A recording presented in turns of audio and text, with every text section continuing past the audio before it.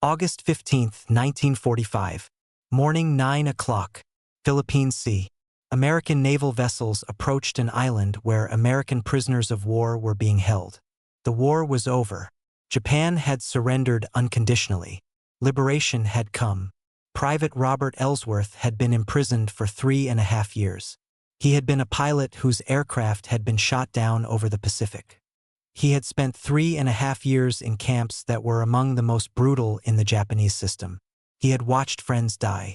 He had endured starvation. He had survived disease that had killed the man in the next bunk.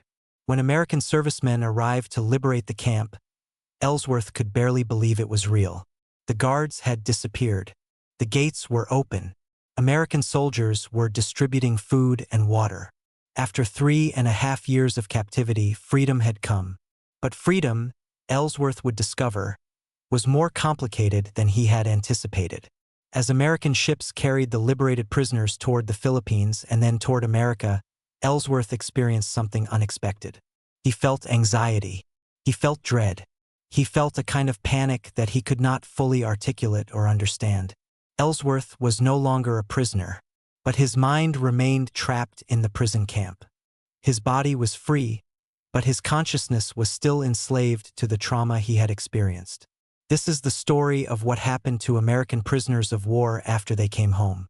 It is the story of men who had endured extraordinary suffering and who faced the challenge of reintegrating into a society that had largely moved on without them. It is the story of psychological wounds that were often invisible but devastatingly real.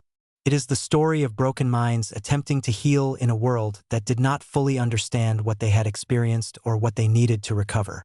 It is a story about what happens after the war ends, when the public celebrations have concluded, when the ticker-tape parades have finished, and when the reality of coming home begins. The journey home began with evacuation from camps and transport to holding facilities.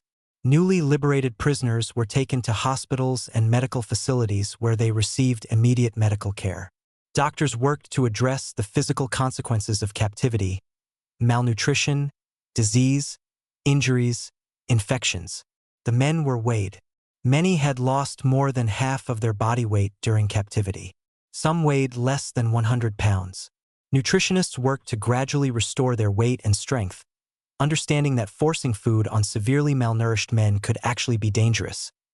Their bodies had adapted to starvation, and sudden influxes of food could cause serious medical complications. But while military medical personnel worked on the physical restoration, very little attention was paid to the psychological state of the men. The prisoners were asked basic questions about their experiences. How long had they been imprisoned? Where? What camps? What was the treatment like? But there were no structured psychological assessments. There were no mental health professionals conducting interviews to determine what psychological damage had been done by captivity. American military medical understanding at the time did not include comprehensive recognition of what would later be called post-traumatic stress disorder. The psychological damage of captivity was not fully understood or systematically addressed. Instead, the focus was on physical rehabilitation. Get the men healthy physically, process their paperwork, arrange transportation home, and transition them back to civilian life. The assumption was that once the men returned home to their families and civilian society, they would naturally recover psychologically. It was an assumption that would prove tragically wrong. American society had expectations about what would happen when prisoners of war returned home. There would be celebrations. There would be parades. There would be recognition of the sacrifice and suffering endured. The prisoners would return home to grateful families and a grateful nation. They would be heroes. They would be celebrated. And initially, this is what happened. When ships carrying liberated prisoners arrived in American ports, there were indeed celebrations. There were parades in some cities. There were newspaper stories about the returning prisoners. Families were reunited with loved ones who they had feared were dead. But beneath the celebration, something else was happening. Many prisoners who returned home felt deeply uncomfortable with the celebration. They felt uncomfortable being called heroes. They felt uncomfortable with public attention. They felt uncomfortable in crowds, uncomfortable with loud noises, uncomfortable with situations they could not control. A prisoner named James Mitchell, who had survived Japanese captivity and who returned to his hometown in Ohio, described the experience. "When I got home, the entire town wanted to celebrate. There was a parade down Main Street. I was supposed to ride in a convertible and wave at the crowds. But I couldn't do it. The noise, the crowds, the attention, it triggered something in me. I felt like I was suffocating. I felt like I was back in the camp, like I was being observed, like I had no control over what was happening around me. I got off the car and walked away. My mother was devastated. The townspeople were confused. But I couldn't participate in the celebration. Something inside me was broken, and I couldn't pretend to be okay." The most important difference between the experiences of prisoners of war and other combat veterans was the nature of their wounds. Combat veterans who had been wounded in battle, who had lost limbs, who had been burned, who had been blinded, had visible wounds. Society recognized these wounds. Society provided support and resources for these veterans. But prisoners of war had wounds that were often invisible. The wounds were psychological. The wounds were in the mind and in the nervous system. The wounds could not be seen on the surface. And because the wounds were invisible, they were often not recognized or understood. A prisoner named Robert Chang, who had spent 4 years in Japanese captivity and who struggled with psychological symptoms after his return, described the frustration. "I come home and people see me and they say, 'You look good. You're healthy. You've recovered.' But I haven't recovered. I'm experiencing nightmares every night. I'm experiencing anxiety that is so severe that I can barely leave my house. I'm experiencing depression so deep that I sometimes think about ending my life. But nobody sees these things. Nobody understands. To everyone around me, I'm fine. I'm healthy. I'm supposed to just get on with my life." The invisibility of psychological wounds meant that many prisoners of war suffered in silence. They did not receive recognition for their suffering. They did not receive sympathy or support. They were expected to simply recover and move on. The psychological symptoms experienced by returning prisoners of war were varied and often severe. Many prisoners experienced nightmares. They would awaken in the middle of the night screaming, drenched in sweat, terrified by dreams of the camps. Some prisoners experienced nightmares for decades after their return home. Many prisoners experienced hypervigilance, a state of constant alertness and fear. They were unable to relax. They were always watching for threats. They startle easily at sudden noises. They were unable to let their guard down. Many prisoners experienced what would now be recognized as anxiety attacks. They would experience sudden episodes of intense fear and dread, often triggered by stimuli that reminded them of the camps. Certain sounds, certain smells, certain situations.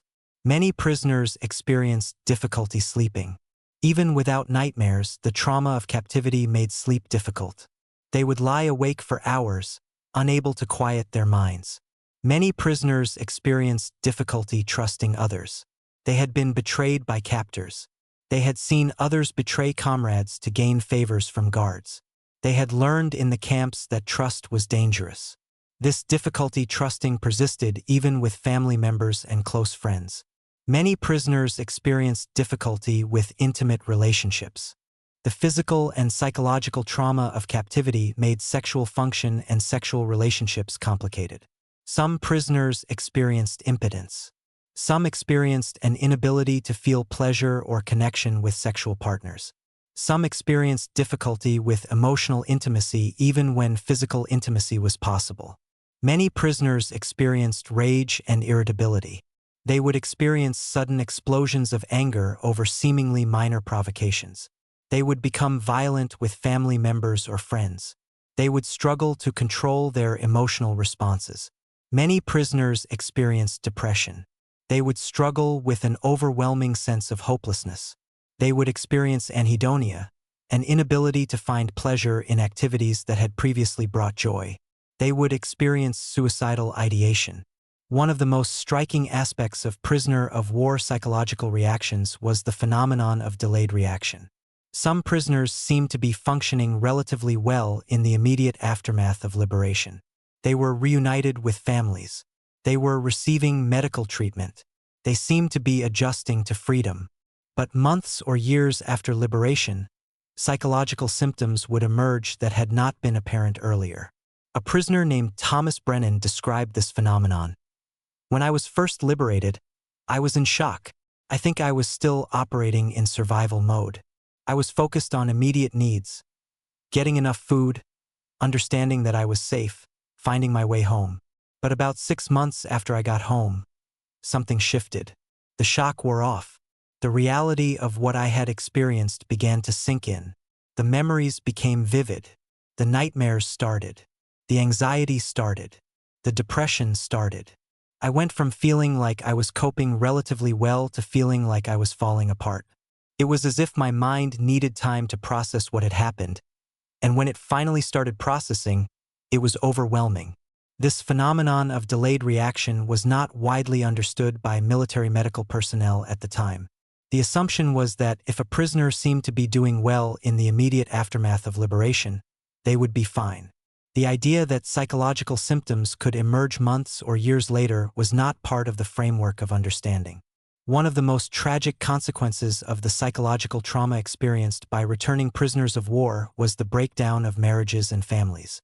Many prisoners had wives and children waiting for them. They had been separated for years. The expectation was that liberation and return home would restore the family unit and allow normal life to resume. But the psychological damage of captivity made this difficult or impossible for many prisoners. A prisoner named Richard Sullivan had a wife and 2 young children whom he had not seen in 4 years. When he returned home, he expected to reunite with his family and resume his role as husband and father. But Sullivan had been severely traumatized by his captivity. He experienced nightmares and anxiety and depression. He had difficulty being around his children. The noise and unpredictability of children triggered his anxiety.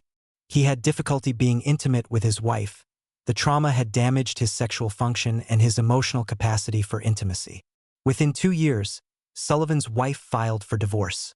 She could not deal with her husband's psychological problems. She could not handle his mood swings and his rage. She could not cope with his inability to be an emotionally present partner or father. Sullivan's story was not unique. Many marriages that had survived years of separation did not survive the psychological aftermath of captivity. The divorce rate among returning prisoners of war was significantly higher than the divorce rate in the general population. Family therapists would later identify that many of the breakdowns in relationships were directly related to the psychological trauma experienced during captivity. Another significant challenge faced by returning prisoners of war was the difficulty of returning to civilian employment. Many prisoners had held jobs before the war. They expected to return to those jobs or to similar work. But the psychological trauma of captivity made civilian work difficult or impossible. Some prisoners experienced difficulty with authority figures. They had been under the absolute control of captors.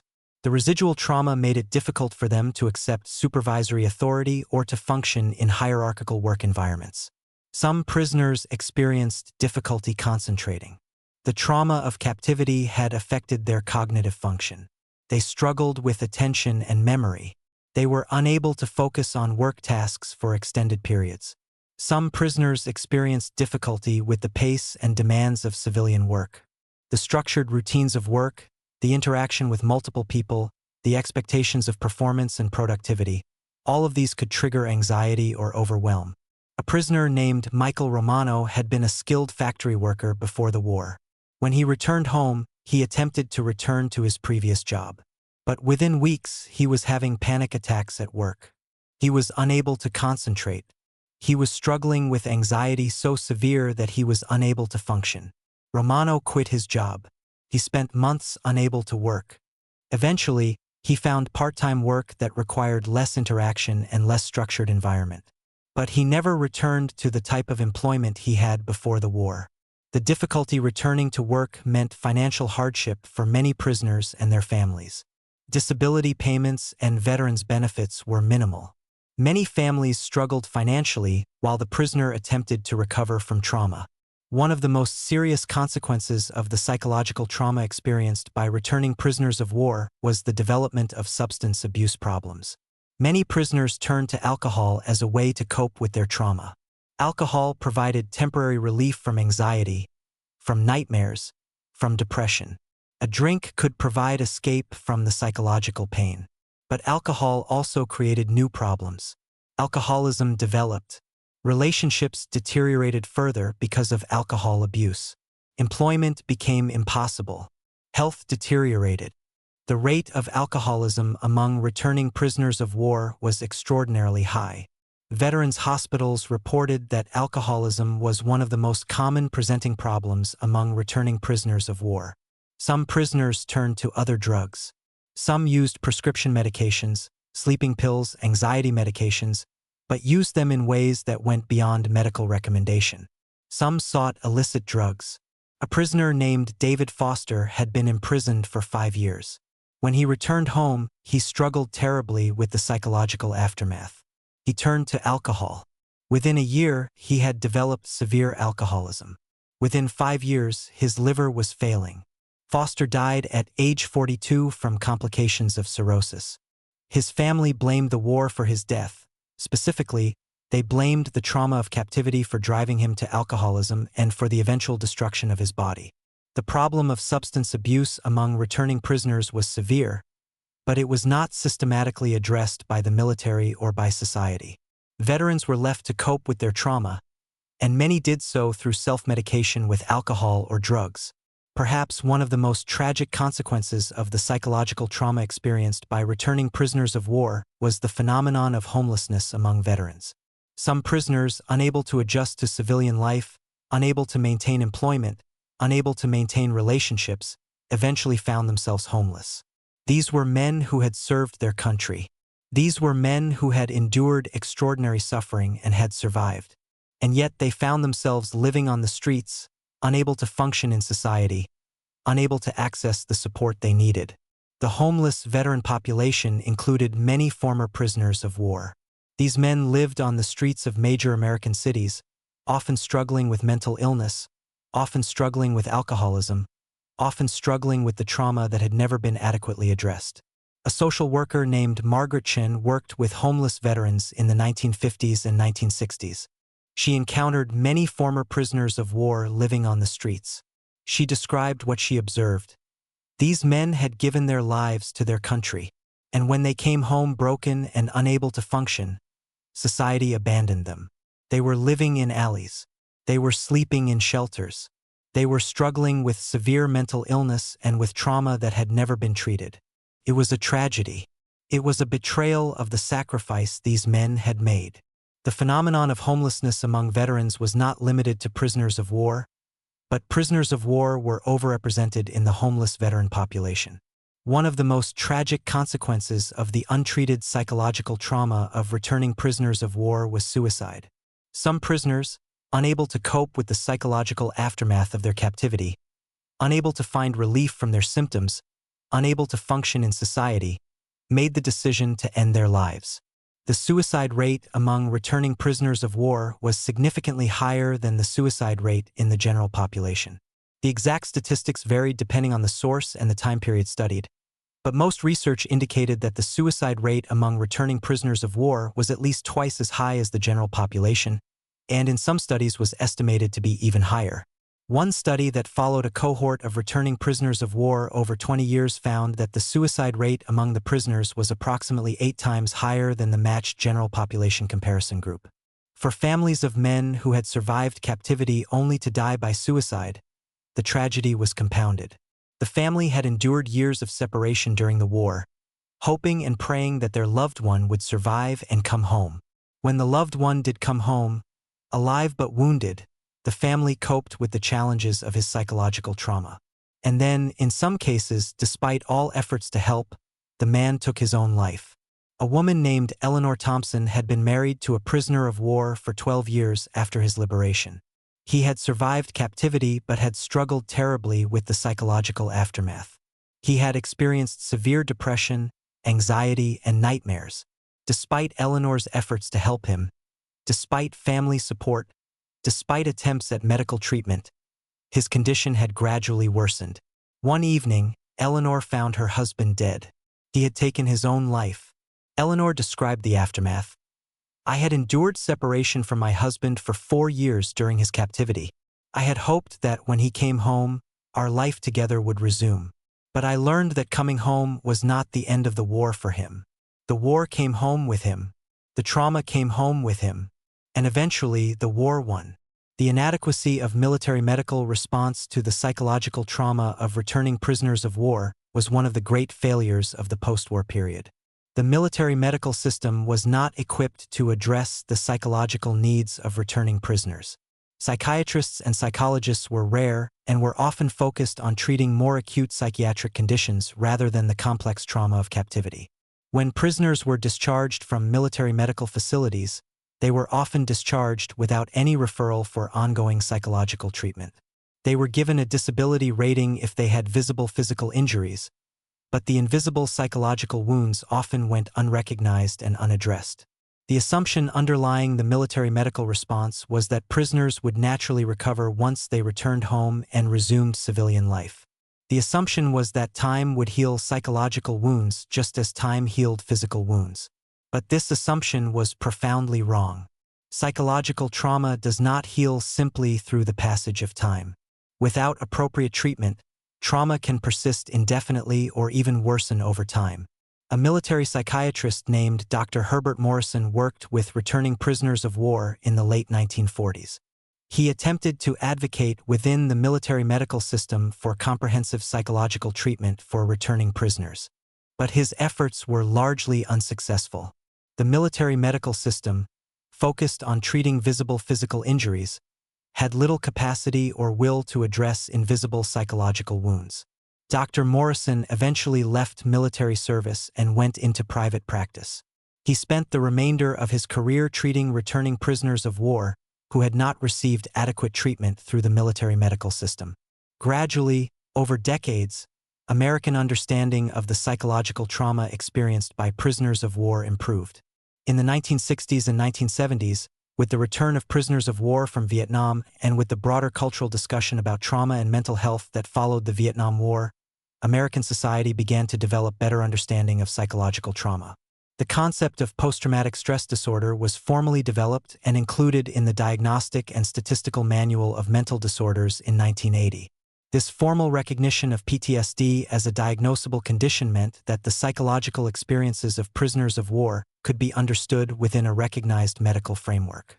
With this understanding came increased recognition that returning prisoners of war from the Second World War had likely experienced PTSD and that they deserved treatment and support. Veterans hospitals began to develop specific programs for treating PTSD among aging Second World War prisoners of war. Some of these men, now in their 70s and 80s, were finally receiving appropriate treatment for trauma they had experienced 40 or 50 years earlier.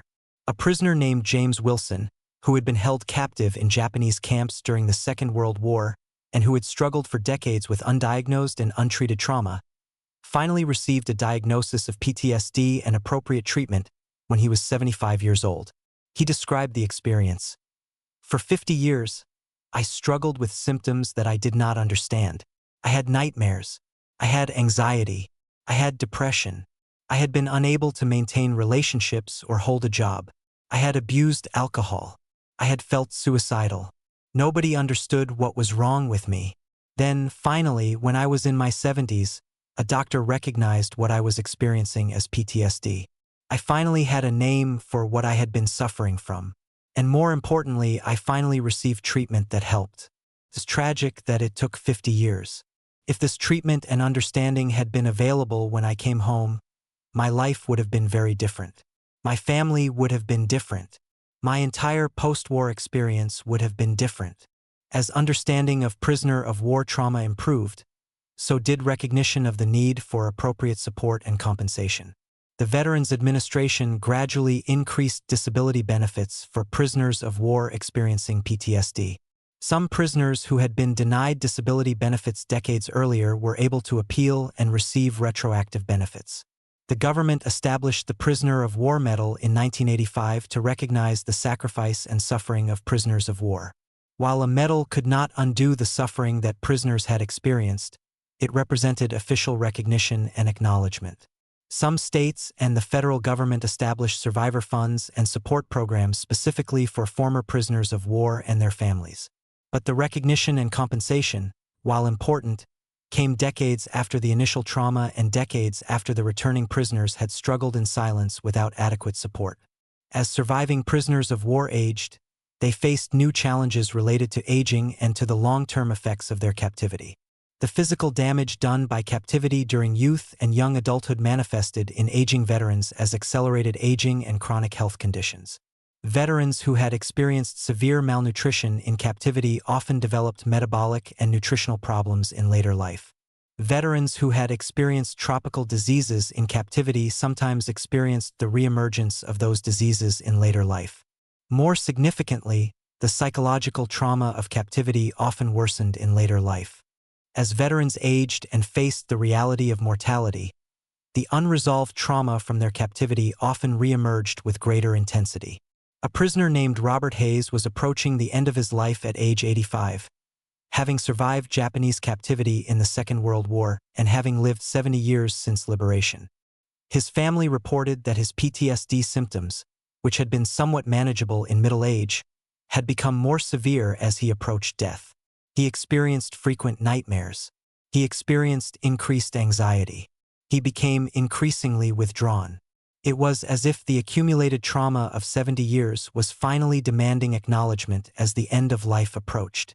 The psychological trauma experienced by prisoners of war affected not only the prisoners themselves but also their descendants.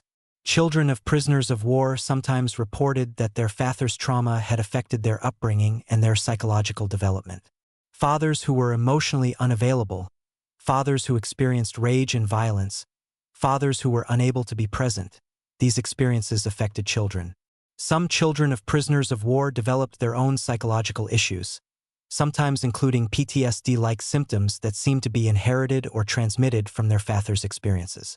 Mental health professionals called this phenomenon intergenerational trauma, the transmission of trauma across generations. A woman named Sarah Chun, whose father had been a prisoner of war in the Second World War, described her experience.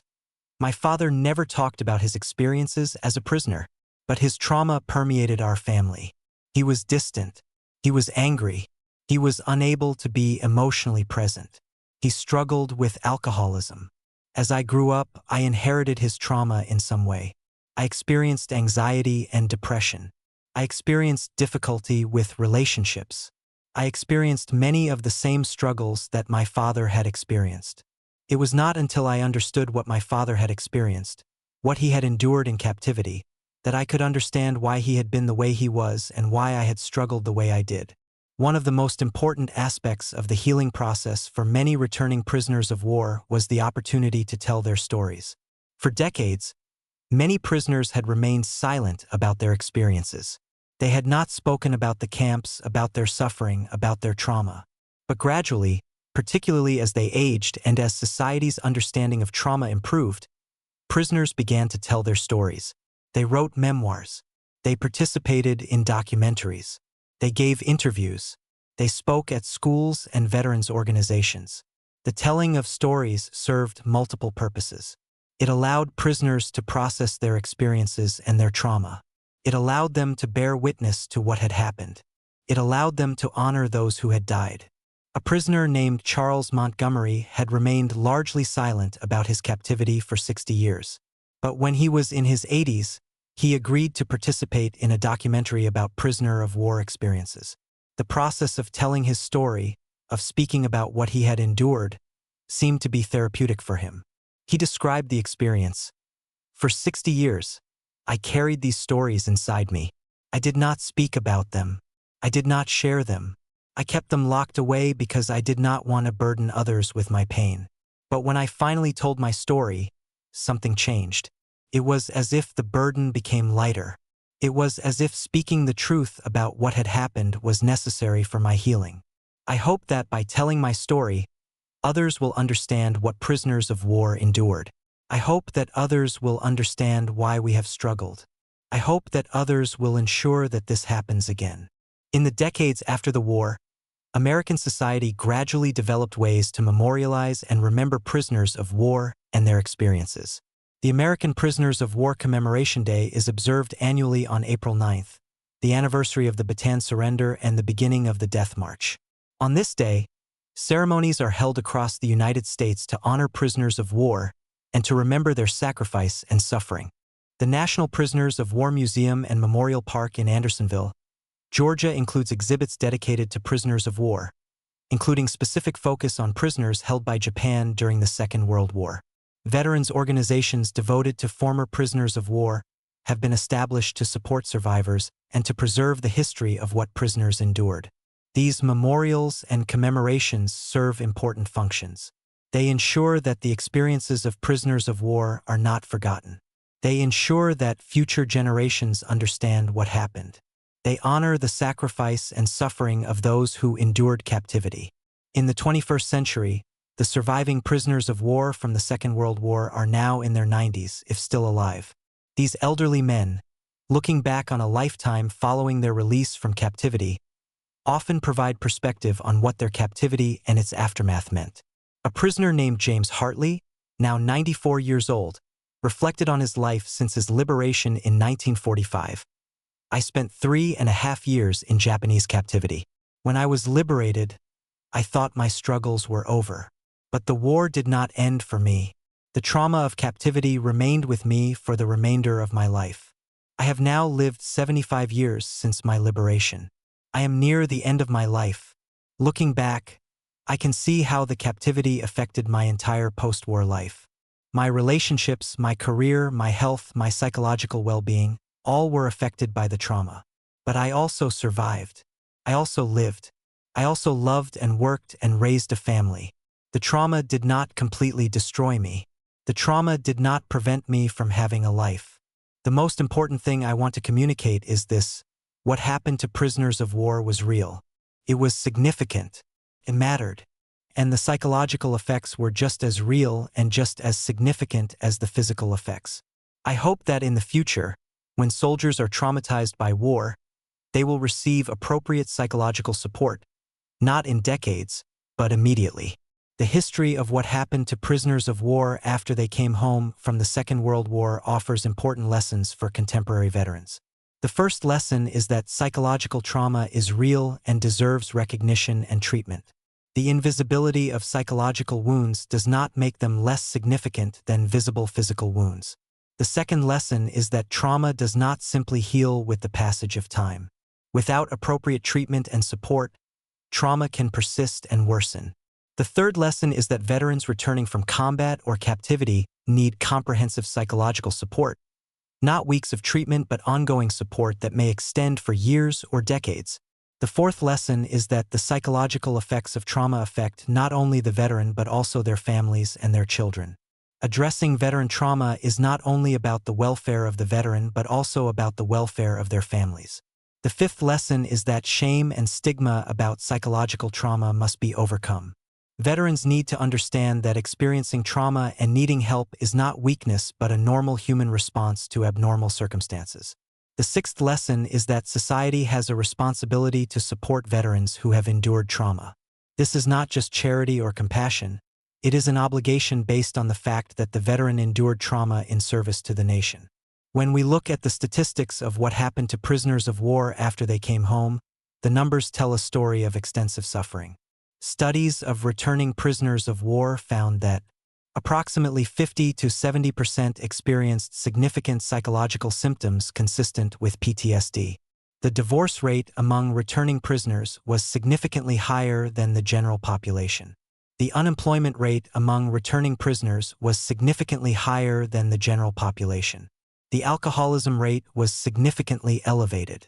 The suicide rate was significantly elevated.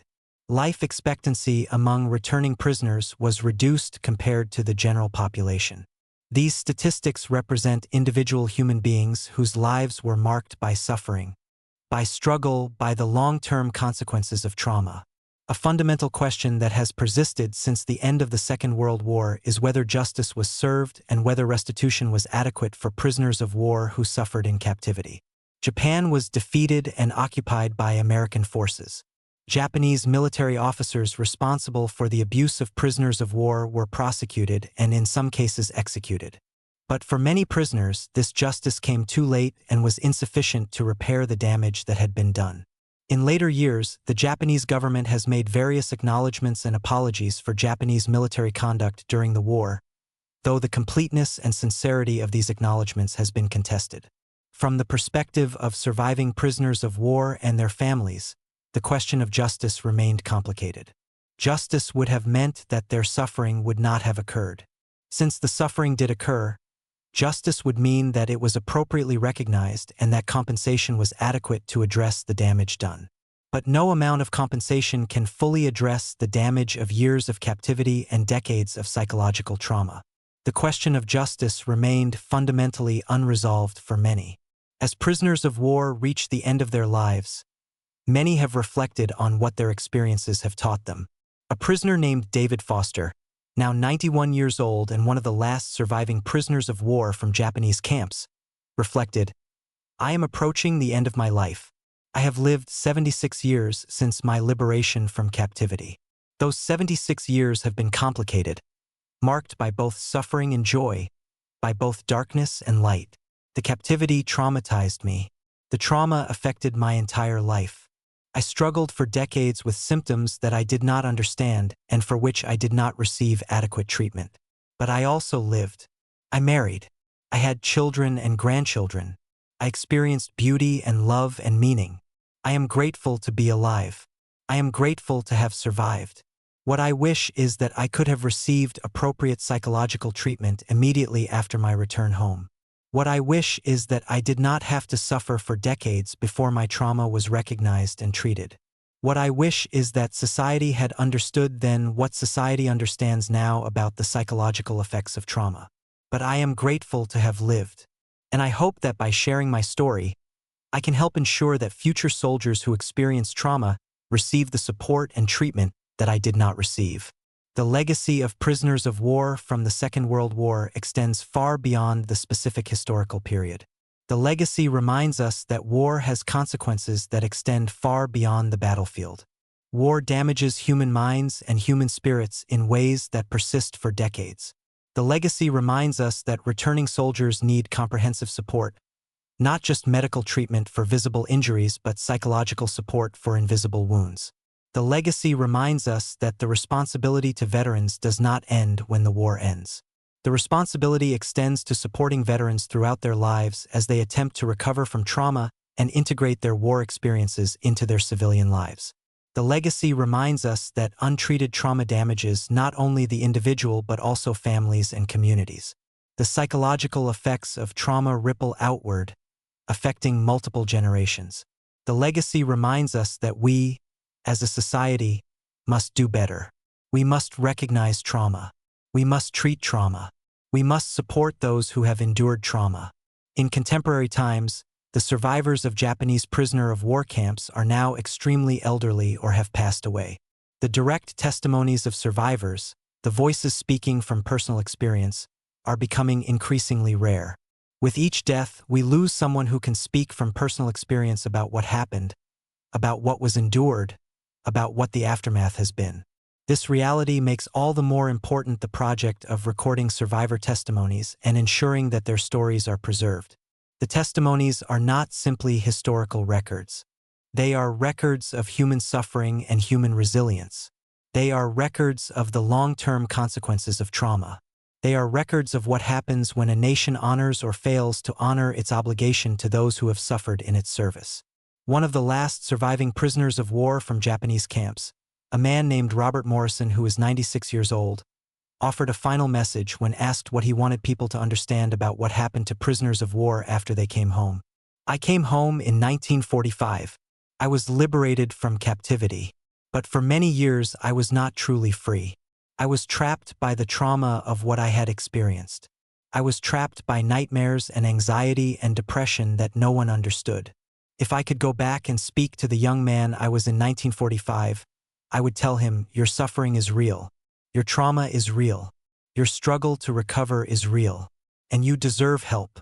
You deserve support. You deserve recognition of what you have endured." I would tell him, do not be ashamed of your psychological wounds.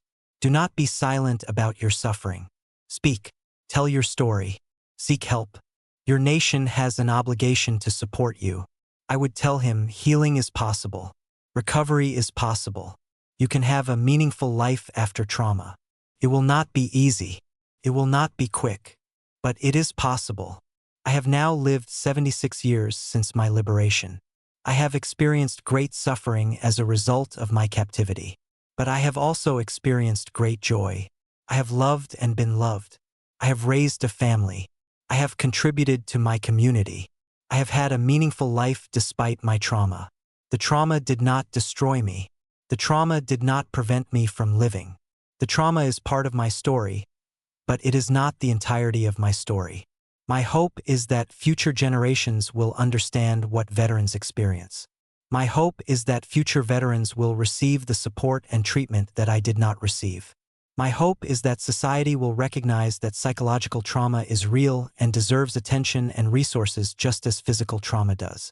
That is my final message. That is what I want to be remembered for. Not for my suffering in captivity, but for my survival after captivity. Not for being broken, but for being resilient. Not for being destroyed by trauma, but for learning to live with trauma and finding meaning and joy despite it. That is the message I want to leave. The history of prisoners of war after they came home is a history of a nation that failed to fully recognize and address the psychological consequences of trauma. The military and civilian leadership of the post-war period did not understand post-traumatic stress disorder. The military and civilian medical system was not equipped to treat it. Society did not recognize the invisibility of psychological wounds. As a result, tens of thousands of returning prisoners of war suffered without adequate support, without adequate treatment, without adequate recognition of their suffering. Many of these men struggled for decades. Many turned to alcohol or drugs. Many experienced relationship failures and family destruction. Many experienced unemployment and homelessness. Many experienced suicidal ideation and some took their own lives. But many also survived. Many found ways to cope and to recover. Many eventually received appropriate treatment and support. Many were able to build meaningful lives despite their trauma. The legacy of this period is a recognition that society failed in its obligation to returning prisoners of war. The legacy is also a recognition that resilience and recovery are possible even under conditions of inadequate support. In contemporary times, military and medical understanding of trauma and post-traumatic stress disorder has improved dramatically. The concept of PTSD is formally recognized. Treatment protocols have been developed. Military and veterans organizations have established comprehensive support systems. Contemporary returning veterans with psychological trauma are more likely to receive recognition and support than their predecessors from the Second World War. But challenges remain. Not all returning veterans receive adequate treatment. Not all veterans are willing to seek help due to stigma. Resources for treatment are sometimes inadequate relative to the need.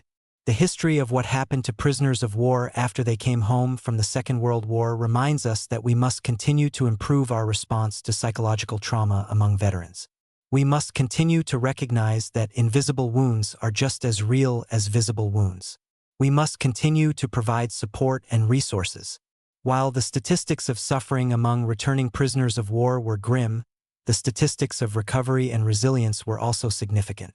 Despite the challenges, despite the lack of support, despite the invisibility of their wounds, most returning prisoners of war did survive. Most found ways to build lives after their captivity. Approximately 16,300 American prisoners of war were liberated from Japanese captivity at the end of the war. Of these, approximately 10,700 had died during captivity. The approximately 6,000 who survived and returned to America faced extraordinary challenges in their post-war lives. Many of these men, the majority of them, did eventually establish some form of stable life. They married. They had children. They held jobs. They contributed to their communities. Some of these men, despite the challenges, became successful in business or in professional fields. Some became educators or civic leaders.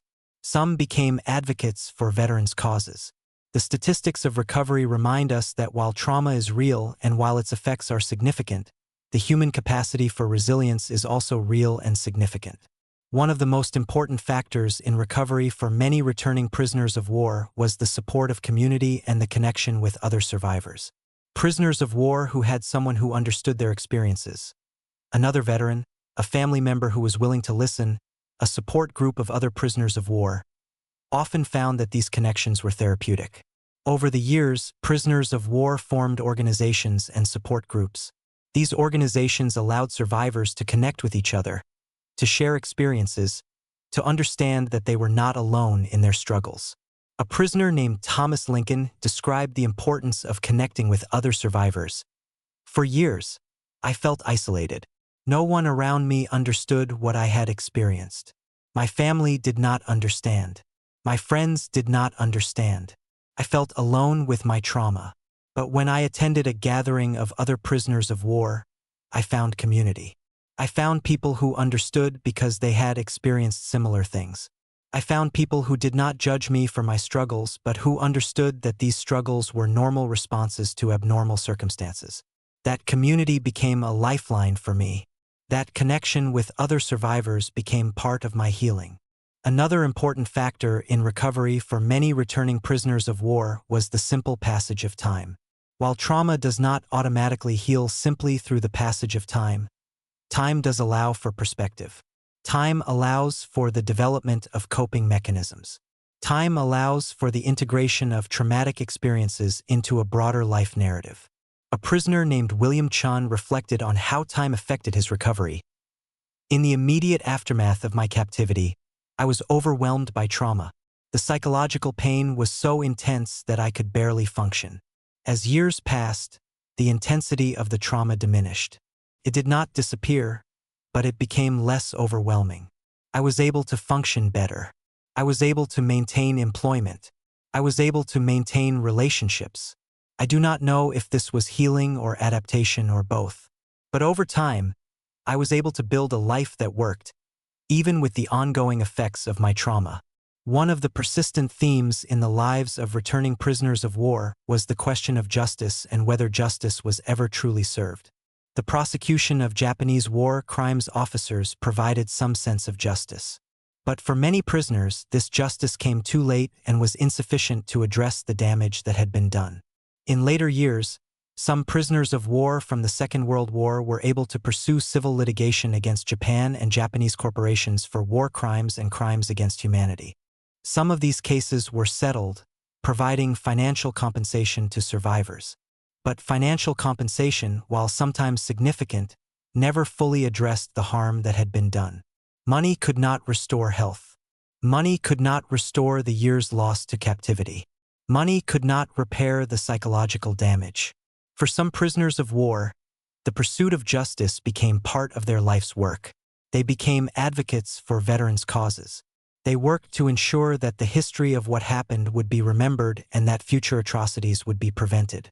For others, the pursuit of justice meant letting go of anger and moving forward. Some prisoners of war developed a philosophical perspective that dwelling on revenge and punishment did not serve their interests or the interests of healing. In recent decades, there has been increasing conversation between surviving prisoners of war and younger generations about what the war meant and what the long-term consequences have been.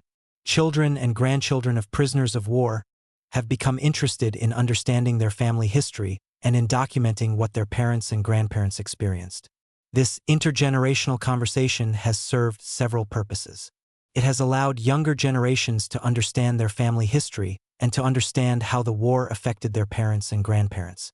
It has allowed surviving prisoners to pass on their stories to future generations. It has created opportunities for reflection and understanding. A grandson of a prisoner of war, named Michael Chun, described participating in this conversation. My grandfather survived Japanese captivity during the Second World War. For most of my childhood, he did not speak about his experiences. But as he grew older, he became more willing to tell his story. When I reached adulthood, I began asking him questions about what he had experienced. At first, he was reluctant to speak, but gradually he opened up. He told me about the camps. He told me about the trauma. He told me about the decades of struggle after his return. Understanding what my grandfather had experienced helped me understand him as a person and helped me understand my own family history. It created a deeper connection between us. More broadly, it helped me understand the cost of war and the long-term consequences of trauma. These are lessons that I want to pass on to my own children and grandchildren. As prisoners of war reach the end of their lives, many have reflected on the meaning of their experiences and what they have learned. One theme that appears repeatedly in the reflections of aging survivors is the perspective that while their suffering was real and significant, life is about more than suffering. Life includes joy, love, meaning, and connection. A survivor named James Patterson, now 93 years old and one of the last living survivors of Japanese prisoner of war camps, reflected, "I have lived 93 years. I spent years in Japanese captivity. I spent decades recovering from that captivity. But I have also had a full life. I have loved and been loved. I have experienced beauty and meaning and purpose. If I were to summarize what I have learned from my life and from my experiences, I would say this: trauma is real and its effects are significant. But trauma is not the entirety of a person's life. A person can acknowledge trauma and can work with trauma while also building a meaningful and joyful life.